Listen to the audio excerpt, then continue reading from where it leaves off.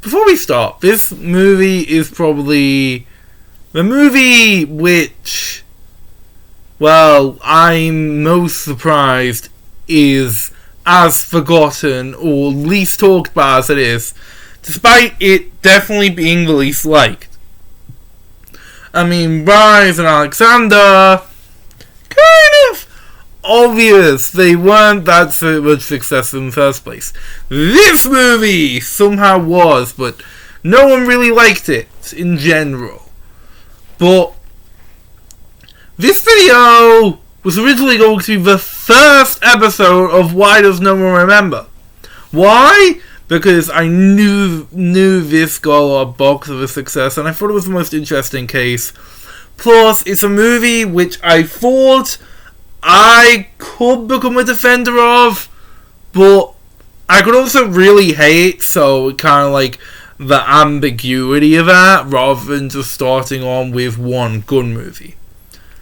It got moved up to the second when I found out there was a TV show. And I said, hey, it's probably only like 6 to 10 episodes long. I'll watch that. Because I did no research. But because it was there, I decided to delay it to the second episode. Then I found out the TV show was 4 seasons. So I decided to delay it to the third episode. And here we are. Hopefully. If this becomes the 4th episode, then I'll probably have taken this intro out. But it's totally possible if the show is so terrible I can barely get through it, and I decide to move the movie about the Blue Sky movie about a girl shrinking, which the title of it is just self-congratulating. I might have to move that up if the TV show is so bad. But I'm only going to watch like 8 episodes of the TV show, 2 from each season. Maybe 10, because I want to include the first episode of the finale. You know what I mean? But that's later in the video. Most of the video is going to obviously be about the movie. Which, again, this movie isn't very well liked. I'd say I was expecting Rise of the Guardians to be good. I wasn't expecting Alexander to be as good as I thought, as good as it was, but it is really, really good in my opinion. I know most people will disagree, but I love that movie so much. If Home's terrible, I might just rewatch that again to console myself. But anyway, this movie is not those. It is not well liked, and I might hate it. I might get really angry. Again, these videos are about revisiting my nostalgia. Rise and Alexander are both movies from my childhood, which I remember fondly, and I wanted to revisit them. This movie is the same. I did see it. Well, I did like it. I didn't love it like I did Rise. But then again, I didn't love Alexander either, and I loved that. I mean, I could like this movie. But let's just see. Let's just see what I think of this movie. Well, after, of course, we talk about the production. But I'd be pretty short, this one. Surprising to me at least, Home is actually based on a book called The True Meaning of Smack Day. Now, this is surprising. I would have thought this was an original idea for a film. And, well, Rise and Alexander were kind of obvious that they would be based on books. This movie, it's kind of surprising. But who knows? The book, but I haven't read the book. Actually, I don't bother to buy books for these projects. I don't like big projects, so there's not really that much of a point here to do that. Is there now? Well, there might be, but I don't consider it useful. I mean, I watched the terrible, horrible TV special for Alexander, so I don't feel comfortable watching here. I read the Wikipedia description of the book, though, and it sounds okay. It sounds very different from the film. I mean, it might have deviated the most. Well, Alexander also deviated, I guess. And I have no idea how much Rise deviated, but it looked like it did. Apparently, several side characters barely appeared, and they even renamed one of the lead characters. Actually, the lead character in the book seemed to definitely be Tip, while the movie, if I remember right, definitely leans towards O as the protagonist. And yeah, there's a lot of other big changes, it seems to be. But yeah, this book was popular. It even got a sequel of its own. Again, not going to talk about it for too long because I don't know anything. I haven't read it. I might read it one day, but because I have to watch quite a few episodes of a TV show for this, I'm not going to harp on the book for too long. While the production seems nowhere near as troubled as Rises did, it still doesn't seem the best. I mean, it seems okay, I guess, but apparently Dreamworks optioned the book's rights in 2008. 7 years before the movie was done. Now, the movie, though, wasn't officially fully announced until 2011 as they renewed it. And it was fully announced in 2012 with the title of Happy Smack Day as the cast was announced. But it was delayed quite a bit from late 2014 to early 2015 as it switched places with Penguins of Madagascar. So you can see that it kind of fizzled out a little bit, in a way, on how it happened. Okay, we've talked about stuff leading up to the movie and my general placing of the series. Let's talk about the movie itself now, which I am about to watch tomorrow. Everything in this will be recorded a day after the intro. I do this most of the time. The movie was fine. It wasn't anything spectacular, but it wasn't anything terrible either. For people who hate this movie, I don't know. I just think this movie has a lot of heart, you know? I can't hate this movie. It's way too cute to hate, even if I can totally understand why some people might hate this movie. Some parts of it are annoying, don't get me wrong. The main character, O, is someone I actually rather like. His character arc in the movie is really good. Of how he learns to be less cowardly and how he learns for his species. I think it's really good and evolved throughout the movie. I like the dynamic between the two main characters. It's mostly a road trip movie. The characters are trying to get from A to B, but the two main characters are pretty good. The problem is the story is not. The story is quite dull, to be fair, to be frank.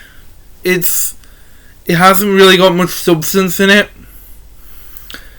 And you can take out a lot of scenes, because a lot of scenes are pretty much filler or setting it up. The plot isn't completely weird. Like, these booths are fed very clear propaganda, which is propaganda to us, through the villain Captain Smack, who I also really like. He's a great villain. He is pretty interesting in how he controls the entire world of Booth. And he's pretty funny. And I don't... if it was any criticism I have of him, it's... is he aware or not? I'm not sure if he's being intentionally malicious or if he's just an idiot and thinks that running away is always the least amount of option, and he just took a random rock. I mean, some scenes seem to indicate the former, some scenes seem to indicate the latter. But, like, for example, if he was, how did he do... If it was the former, how did he do the research on humans without bias? Because that definitely leads towards the former. But if it's the latter, if he's just stupid, then yeah, how did he do that? But if it is the former, then a lot of the scenes for him don't really make much sense. And he doesn't act like a smart manipulator. It's a bit strange, really, of how I kind of like him, but he does have some issues as a villain. That's another thing. It's really unclear. I think Act 1 is way too short and the plot develops way too fast. Like, we should have seen more scenes with O at the beginning for it to matter, because I feel nothing with Owen Kyle, who is just a nothing character. I don't... if at the beginning we saw, like, more scenes, but we didn't. We barely ever saw Kyle.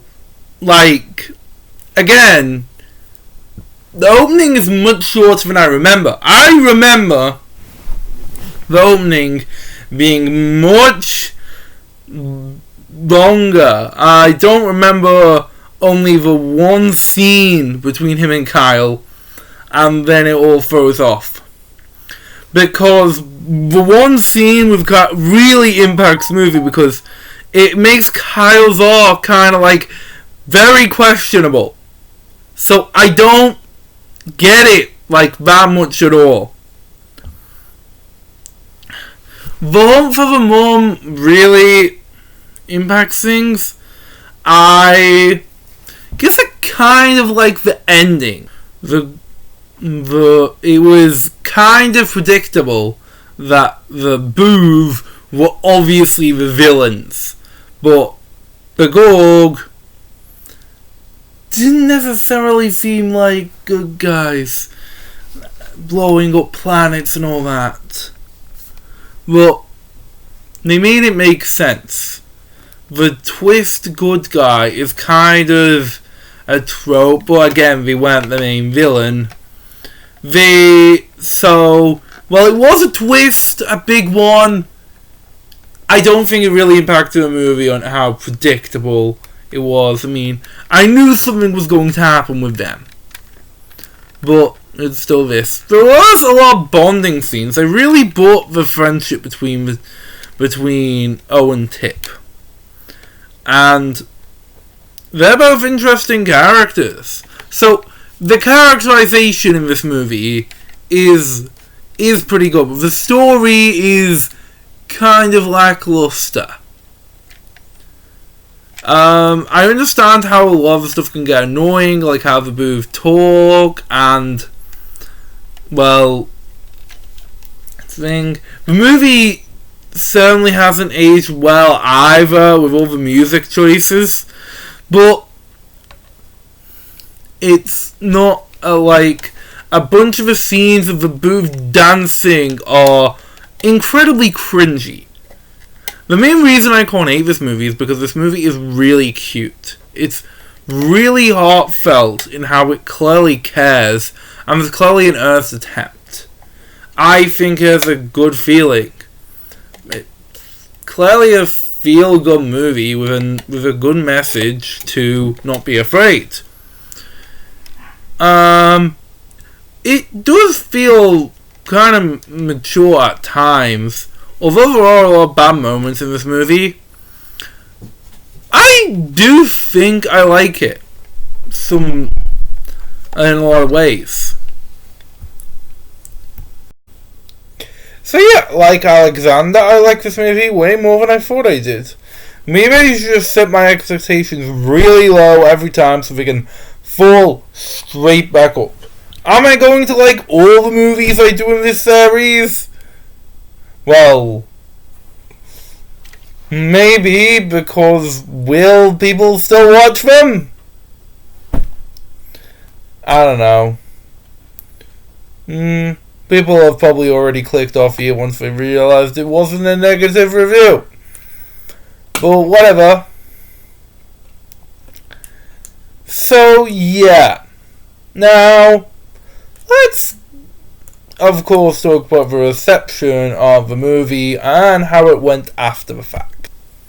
The movie did quite well at the box office, becoming one of the most successful original Dreamworks movies, that being one of the highest grossing Dreamworks movies that wasn't a sequel.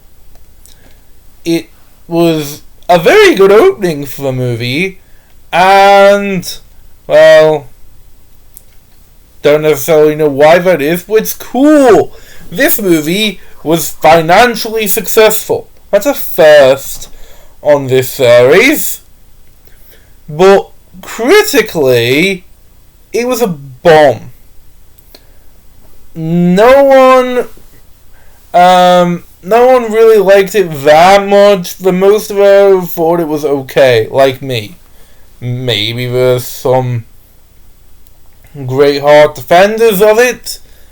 I'm not a great defender of it, but I will defend it if anyone calls it a bad movie. But, so, the critical reception isn't surprising to me. So, yeah. But, still, a lot of DreamWorks movies are financially successful and critical flops. Yet they're still very well remembered today because they've been made into very big franchises. Well, this movie is like Monsters vs. Aliens. It was a financially successful movie that got a TV show that lasted a while, but then fell into obscurity. The only difference is Monsters vs. Aliens is talked about by so many people as being awful, while Home, no one really talks about it. So why is that? Well, let's see if the TV show has anything to do with that, shall we? The show is strange, to put it the best. I've recorded this a long time after, because my laptop was broken, as you can see as a community tab. But anyway, the show is at least interesting, I think.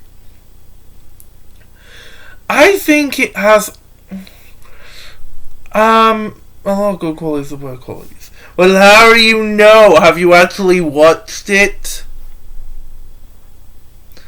Well, Mr. Sloth, I've watched 11 episodes and the Christmas special. 11 out of 52. Well, technically 103. So technically I watched 21 episodes. But anyway, this show is a kids' cartoon, and it is 22-minute episodes split up into 11-minute segments. This is, or at least was, a very common practice with shows like SpongeBob, and like most shows on like Nickelodeon and Cartoon Network had this format. Every episode is split in two, mainly to cover two different episodes in commercial breaks.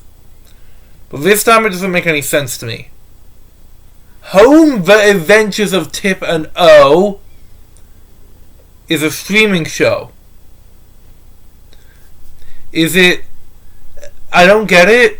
Is this show... How does it make sense to split your episode up into 11 segments? Because to bridge the gap between the commercial break seems to be the main reason for this. You can't do that with this show. I don't see how it makes sense, because it makes you get tonal whiplash, because it's made for binge watching. And the show isn't entirely episodic either, which made it weird, because I decided to do something which not many people do. Some people, if they only want to watch the general feel for the show, watch the first few episodes and then just pretend they're reviewing the entire show. Okay, I won't really pretend I'm reviewing the entire show here, because, well, to be fair, I only saw a very small percentage of the show. There's so much I didn't see and so much I didn't miss. Most of the supporting characters in the show, the secondary characters, which weren't in the movie, I only saw in a few episodes. But I think I got at least a general feel for this show, based on the episodes I watched. And I want to talk about the most interesting episodes I watched. So, how I decided what episodes I watch is, I will watch at least 2 episodes a season. I decided to watch the only 22-minute special, the Christmas special, the first episode of the show, and the last episode of the show. To make it easier, I watched both segments in that episode. So, technically I watched the first and second episode, then the 9th and 10th episode. You can sort of get the idea, I guess. But I watched at least quite a few episodes of the show. I'm not going to talk about everyone I talked about here, but I am going to talk about a few highlights and my opinions on them, especially a few interesting episodes, because this show is interesting. The beginning is a good place to start as any, I guess. Now, I would split this show into every episode of this show, at least that I saw, into 2 groups. One is episodes about space adventures. It's a space show about either fighting evil aliens or maybe humans who are evil and fighting against aliens. And then there's the bad episodes, aka the episodes in which, ooh, aliens are so weird living on Earth and they're so much different than humans. It's no surprise that I kind of like one and kind of hate the other. Now, there are a couple of now I admit it, there are a couple of episodes which in the first group which I don't like, and a couple of episodes in the first group which I like. But that doesn't mean anything. Now, there is one exception, one episode I saw, which doesn't really fit into either one of these groups, but I'll talk about that later, because it might be the weirdest episode of the show. Okay, so the beginning, as I said, is a good place to start as any. So, the first episode. This episode is part of the first group, which means it's probably absolute crap. And it is. The episode is about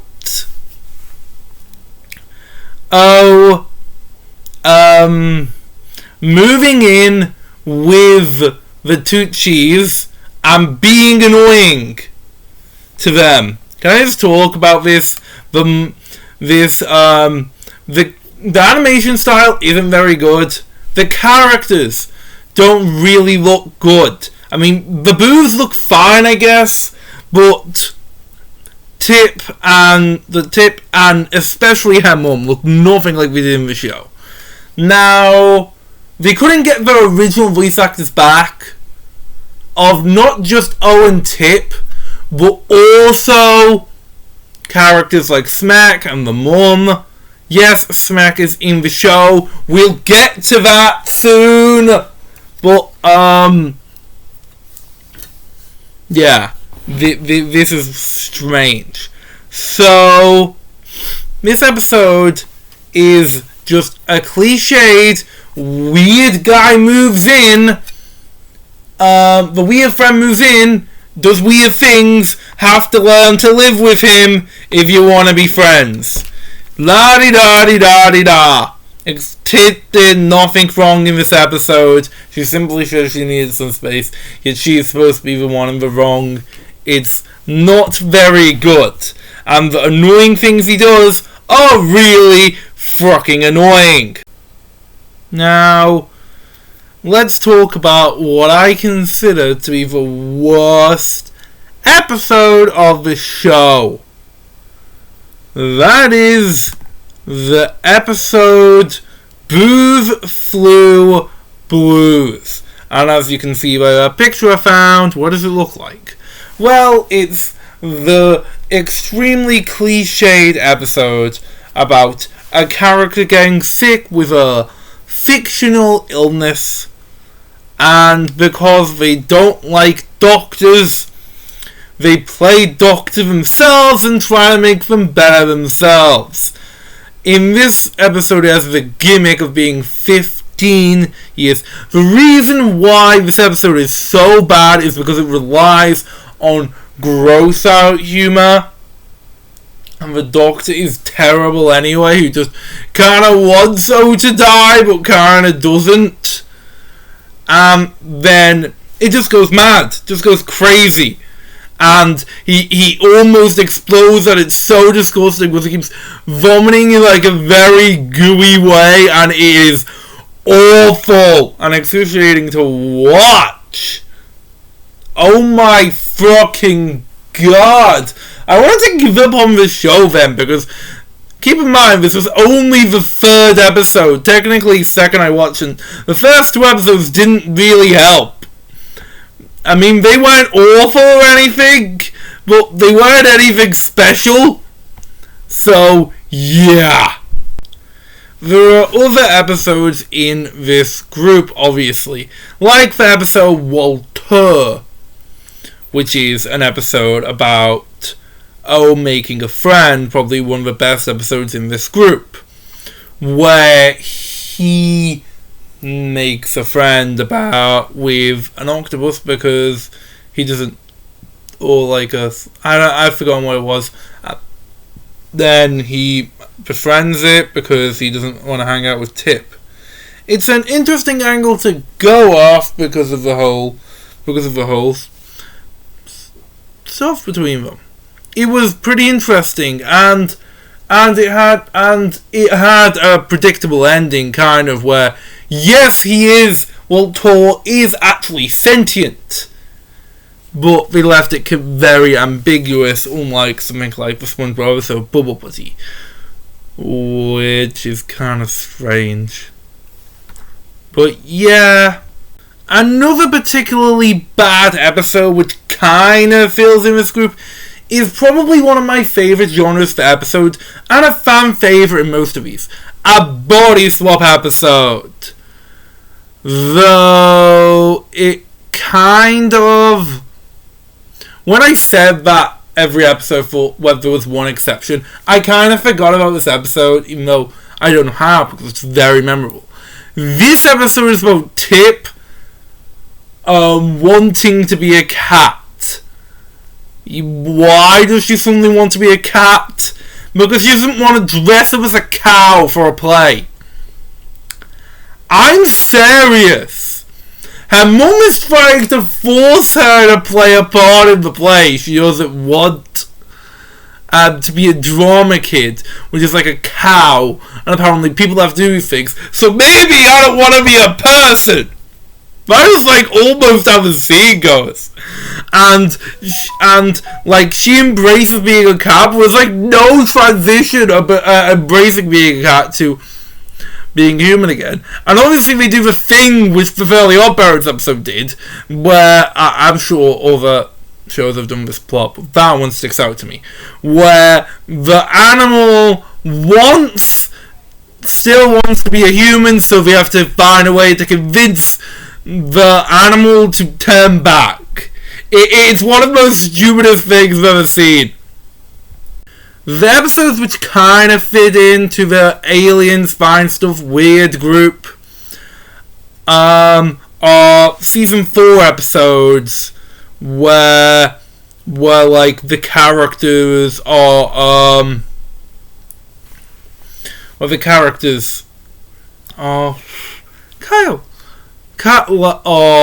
or supporting characters who are just weirded out. For example, there's the episode Cop College, where Kyle, who is a character I didn't like in the original movie, learning how to be a cop the human way, and it is genuinely hilarious. And especially at the very end of like the cops being mean, I wouldn't call it.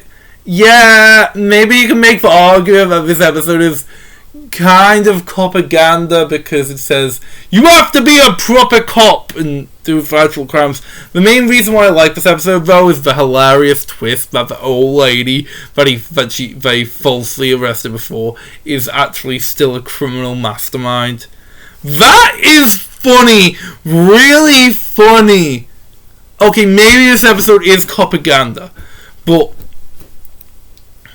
I don't know. I like it in spite of that. I don't care. Now let's get into the episodes in the other group. First of all, Anger Dome. This is actually really good. In this episode, Tip is super angry, so O takes her to a place to an alien anger management class. Trust me, this is funny. This is pretty funny. It's an episode where they go to in this anger management class, she destroys everything because it's so weird. And then it ends with her having a fight with Diane, a character who is so angry she destroys worlds. I also watched an episode where Diane comes back to learn peace, and it is even funnier. Oh, keep in mind I'm not showing actual pictures from these episodes, only the title card, because hard to find pictures of this very obscure show, so some of these episodes I can only find the title card for, so sorry about that. But yeah, these two are really funny episodes. And if I did pick what episodes, I would watch every Diane episode if I can find it. And by the way, it is spelled Diane as in DIE hyphen ANN, like Diane. That. It's hilarious. These episodes are funny. I always forget what the title to that episode is because it's the worst part of the episode. You can see it on screen now. Another episode which fits into this category is Cats, the Planet. This episode might be my favourite of the show. In this episode, Pig, their pet cat, is taken to a world of cat people. And these cat people are anthropomorphic, but they're still very clearly cats. And basically, this cat queen, who is overthrown in the end of this episode, because this show loves to overthrow dictators, but she'll probably work in a shop after this. She captures them and makes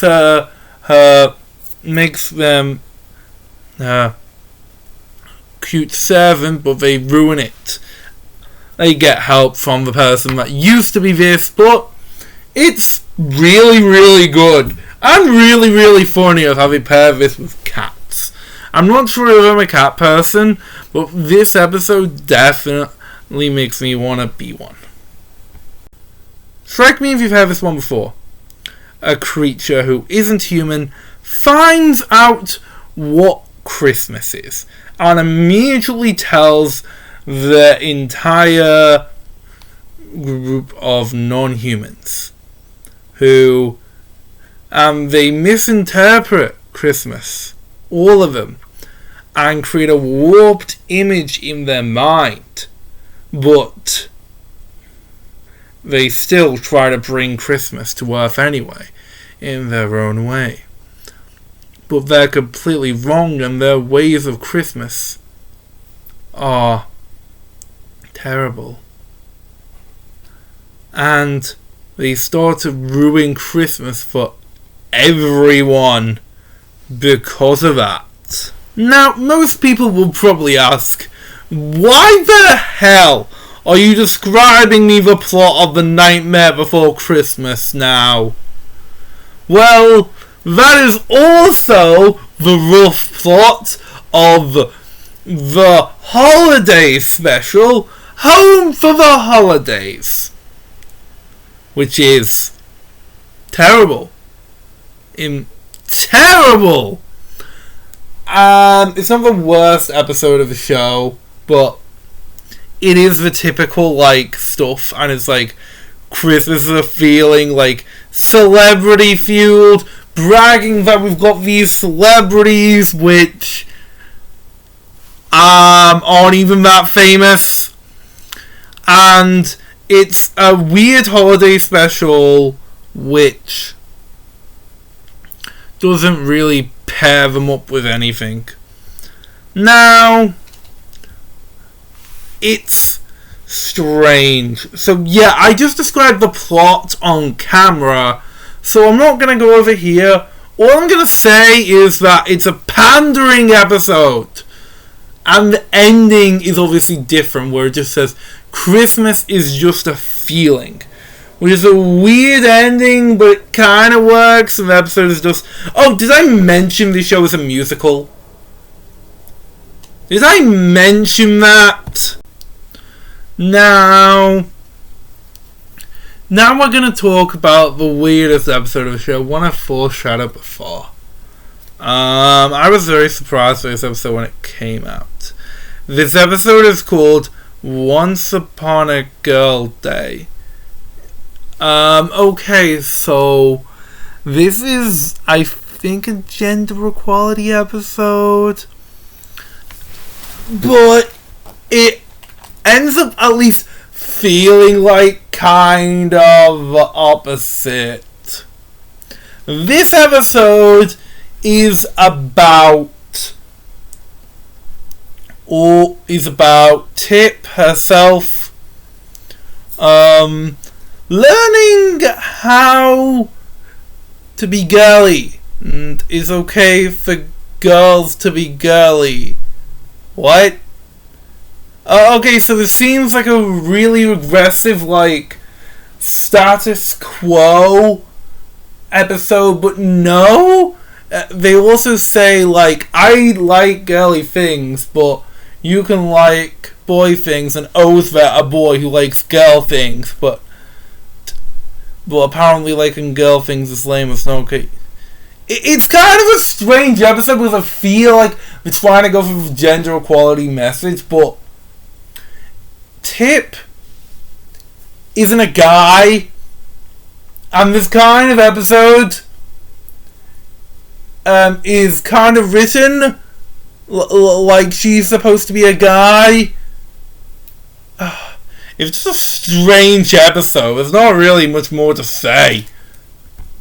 Before we get to the finale, there is an element of the show I want to talk about. So, there's an episode called Smek Chills Out. Like, for a few episodes before this, which I saw, Smek was working at a shop, and I thought he was owning his own business. I mean, why are you letting this dictator own his own business? And, like, it only kind of got worse, but also better, because I found out in this episode he doesn't own the place, but he still works there and is allowed to work there. This guy is your authoritarian captain dictator. He's still evil. This isn't something like Little Business from the Lego Movie, where you can say he's turned good now. No, he is still evil and trying to take over the world. Why isn't he detained somewhere? What? Why is he still allowed to roam around? Something I didn't mention is that I hated how it was so forced that all the boobs instantly turned on him. So maybe that's why. Maybe it was this big protest, or maybe they actually foreshadowed it earlier. I don't know. Another element I want to talk about is what I assume to be main villains of the show. They appeared in quite a few episodes I watched, where it's like booth hating boys who hate the booth and want to destroy them and keep attacking Tippino because they're the ones that started it. I kind of like this because I like how not everyone is accepting of a booth. Yes, they kind of act like cartoony villains when there be other good reasons, not just the booth. But I kind of like these characters. They're typical, like, evil kid characters who think there's something more, but really not, and who think they're cool. Probably two of the best characters in the show. Three of the best characters in the show, next to Diane. The finale, which is called It's a Beautiful Life, is pretty strange.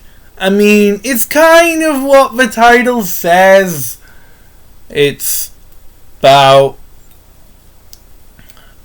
beautiful. It's where O goes to an alternate universe where him and Tip never met after, like, them having a fight. But fight and finding out all they mean to each other is that they really mean a lot to each other.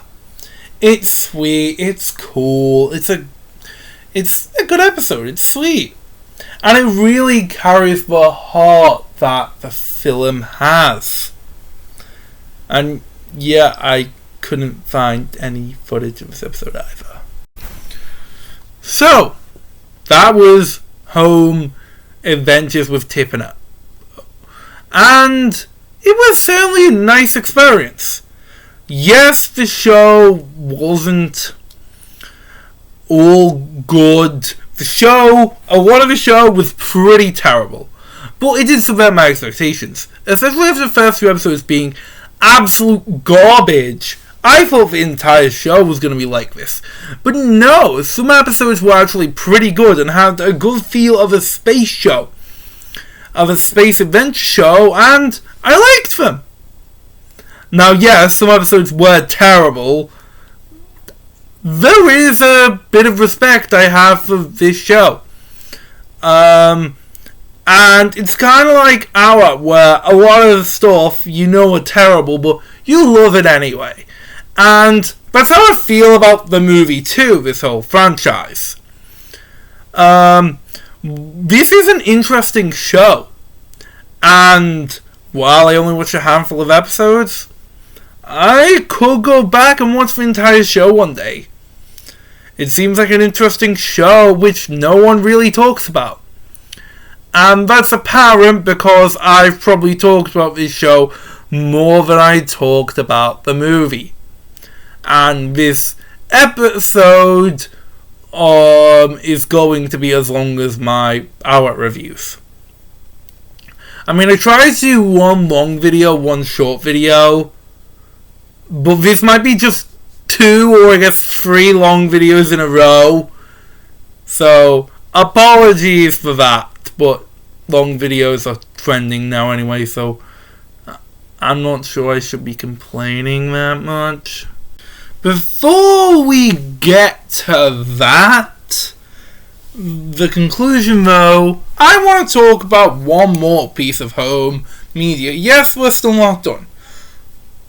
I want to talk about a promotional short film done to promote the movie.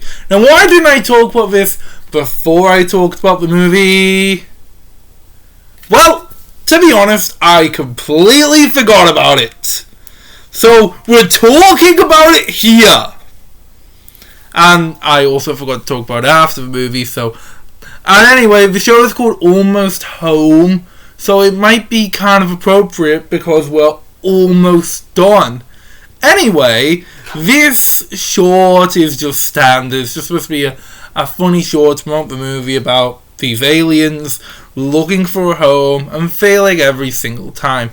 It doesn't make that much sense with the movie's point of view because, well, the beginning of the movie implies Smek found the planet himself, but it's still fine and works out as it is. But what I really want to talk about is this Easter egg, which confirms that home takes place in the same universe as How to Train Your Dragon. Now, some people, and by some people, I mean the awesome Seamus Gorman suggested that this means that time sped up and this was 1,000 years before, but I don't think that. Does this planet look like Earth? No, it looks like an entirely new world. And while speeding up time has been seen in the home universe before, I think the more reasonable explanation is we're seeing the hidden world because they travel to the edge of the Earth at the end of How to Train Your Dragon. They all gone. Yeah. Travelling to the edge of the Earth in How to Train Your Dragon. It's not actually the edge of the Earth, is it? Be honest. Either canonically the Earth is flat in the How to Train Your Dragon universe, or something else happens. I think it's a portal to another world, maybe another planet, and this movie, this short, kind of supports the idea in my opinion, and I like this headcanon because it kind of just makes you feel these dragons are still living peacefully together 1,000 years later. And since Spuddies appears in Home, it also means it takes place in the same universe as Over the Hedge, which takes place in the same universe as some other movie maybe, I don't know. But, yeah! Which means all Dreamworks movies take place in the same universe. Do No, you can't prove me wrong. Watch the Theorizers Mort series. So that's my review of the Home franchise. And if you ask me, why does no one remember not just this movie but this entire franchise? My answer would be, I genuinely have no idea. Okay, the movie might not be the most memorable thing ever, but it was successful. And maybe no one watched the show, but people have to have watched it to have it last 4 seasons. Maybe it's just a kids show for kids, and where kids watch and no one else. Well, then why hasn't it gotten more material? Why did it go the same way as Monsters vs. Aliens, not Trolls and The Boss Baby, where it became a multimedia franchise, despite most people hating it? I don't know. This is the first video where I'm saying, I don't know why this never became a cultural phenomenon. And honestly, I think the Home universe might have had a lot of potential, unlike the Trolls and Boss Baby franchises. So, I hope you enjoyed me talking about a movie you might have seen and a show you almost definitely haven't. Although if you did see the show, particularly like you watched every episode when it was coming on Netflix, please comment. I would really love to hear your thoughts, and other people, I would really love to hear your thoughts too. Leave a like and subscribe, and a comment loving if you did enjoy this video. If you don't, if you hated this video, leave a dislike and a hate comment, because we always love to keep this algorithm happy, don't we? See you in the next review.